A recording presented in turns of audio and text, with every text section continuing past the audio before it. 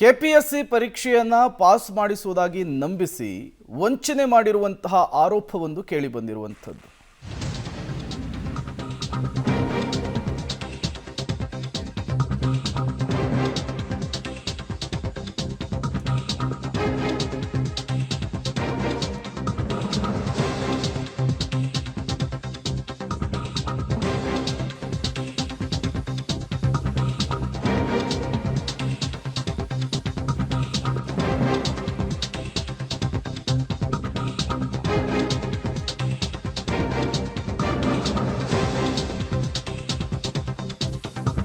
KS ಸೇರಿ ವಿವಿಧ ಪರೀಕ್ಷೆಗಳಲ್ಲಿ ಪಾಸ್ ಮಾಡಿಸುವುದಾಗಿ ವಂಚನೆಯ ಪ್ರಕರಣ. ಸ್ಪರ್ಧಾಕಾಂಕ್ಷಿಗಳಿಂದ ಹಣವನ್ನು ಪಡೆದು ವಂಚಿಸ್ತಾ ಇದ್ದಂತಹ ಆರೋಪಿಯ ಬಂಧನ.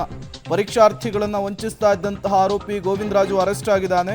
ವಿವಿಧ ಸರ್ಕಾರಿ ಪರೀಕ್ಷೆಗಳಲ್ಲಿ ಪಾಸ್ ಮಾಡಿಸುವುದಾಗಿ ಈತ ವಂಚಿಸ್ತಾ ಇದ್ದಂತೆ.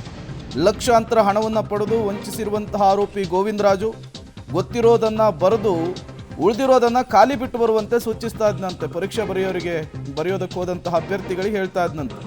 ಈತನ ಮಾತನ್ನು ನಂಬಿ ಲಕ್ಷಾಂತರ ರೂಪಾಯಿ ಹಣವನ್ನು ಕೊಟ್ಟಿದ್ರು ಉದ್ಯೋಗಾಕಾಂಕ್ಷಿಗಳು. ಅತ್ಲಾಗೆ ದುಡ್ಡು ಇಲ್ಲ, ಈತ ಹೇಳಿರುವಂತಹ ಕೆಲಸನೂ ಮಾಡಿಸಿಲ್ಲ.